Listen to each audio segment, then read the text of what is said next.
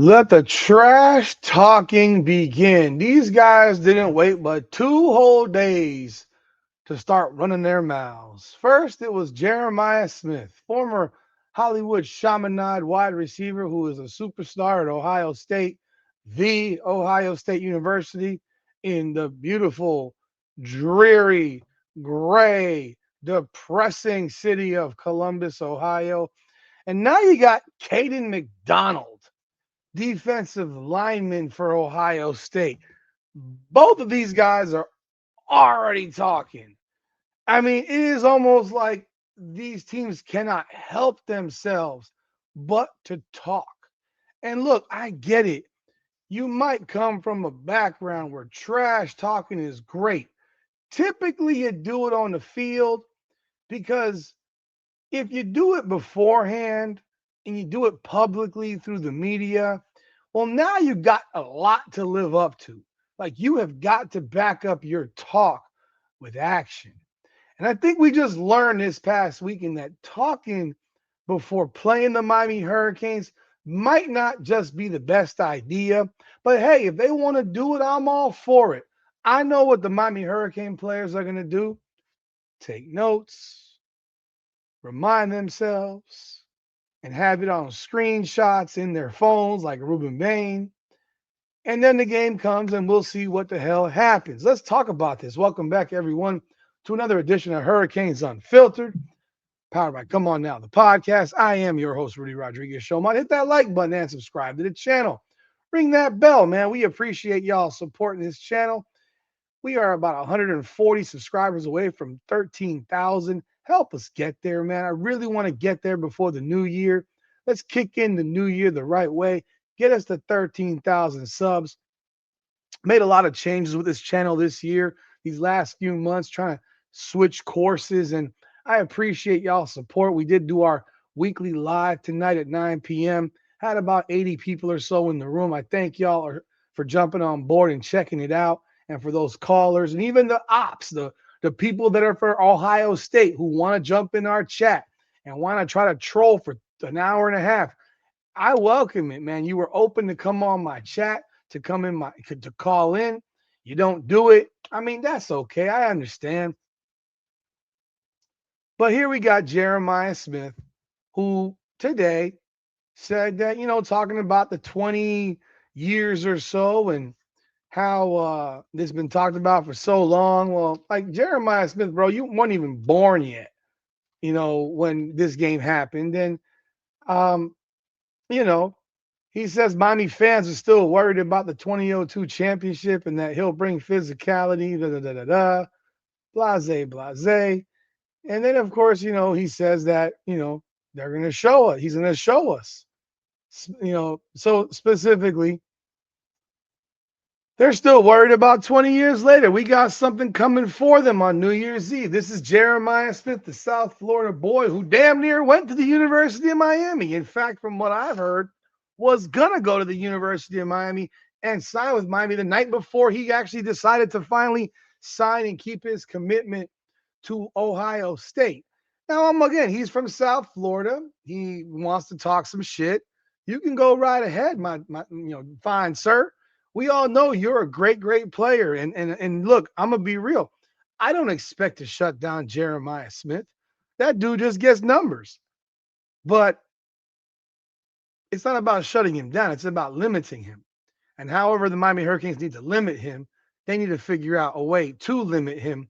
And that may very well start from the defensive front pressure. Jeremiah Smith's a big play guy, a big target. We all know this. There's no secret. He's really arguably the best receiver in the nation, despite not winning the Bolitnikoff Award.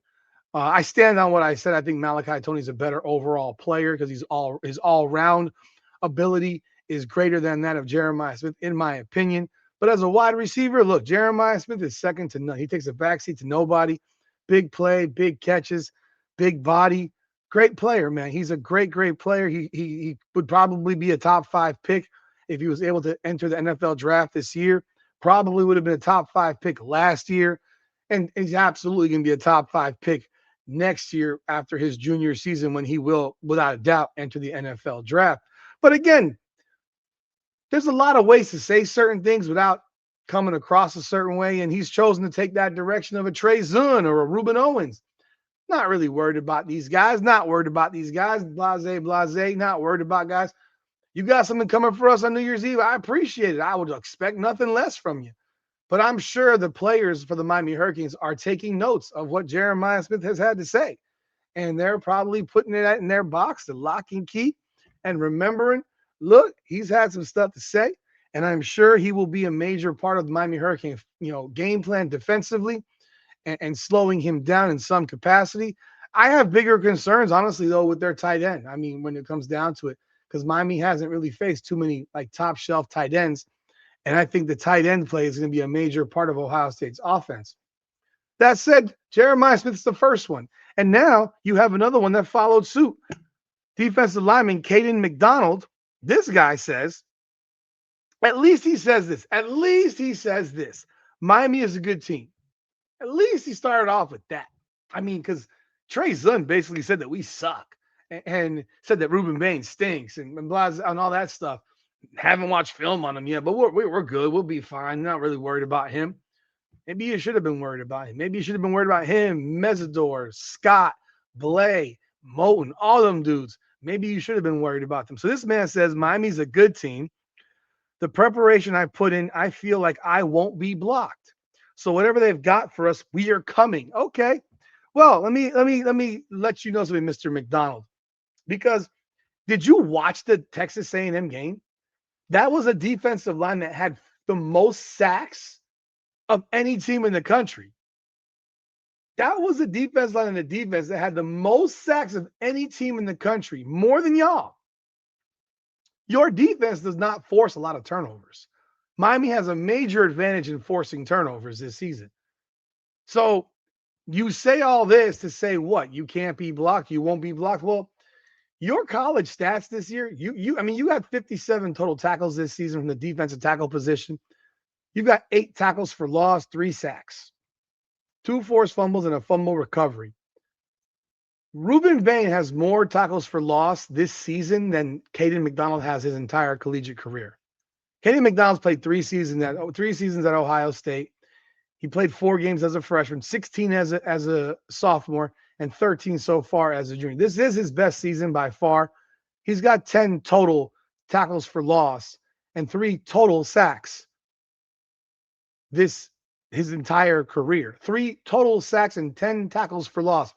Ruben Bain this season has 11.5 TFLs, and he's got more sacks this season than this man has his entire career. He had more sacks last season in 3 games of action than this man has his entire career. Ruben Bain has 18 and a half sacks, 29 and a half tackles for loss.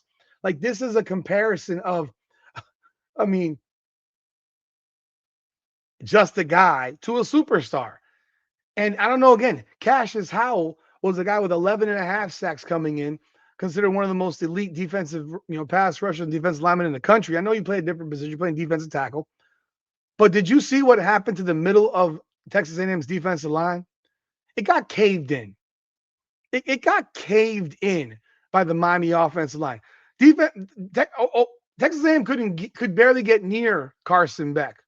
Could barely get near him. 2 sacks. They blitzed the entire game. Are you going to blitz the entire game against Miami? I highly doubt it. So you're going to have to get this pressure with your front 4. Let's see what you can do. But again, they're already chopping, talking trash, running their mouths, and they got plenty to say. And you know what? Again, I'm all for it. You want to talk shit? Need to remind you, Miami Hurricanes do 3 motherfucking things. And you remember what they are.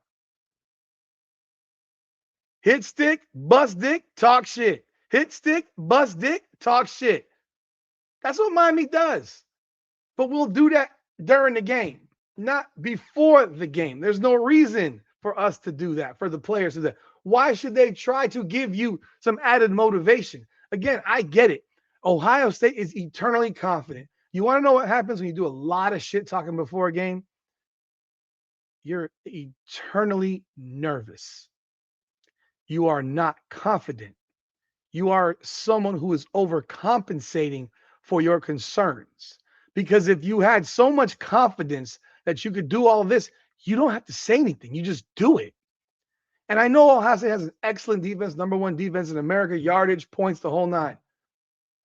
We know their schedule was, for lack of better words, not that great. And they played literally two good teams and lost to one of them and played an above average team and won that game. I mean, outside of three games, they played a bunch of bums and weren't the most impressive. But hey, Ohio State's already got that tick. They want to talk trash, and I can only imagine what's going to come out of their mouths over the next 7-8 days because it's going to be interesting. I know that you won't hear from Ruben Bain, you won't hear from Miami players in the defense, you won't hear from anyone on the offense running their mouths. But tell me what you're going to do when Mark Fletcher's running your ass over. Tell me what you're going to do when the interior of that line with Rockermeyer, Cooper, and Okunlola or Matthew McCoy are driving you guys back. Tell me.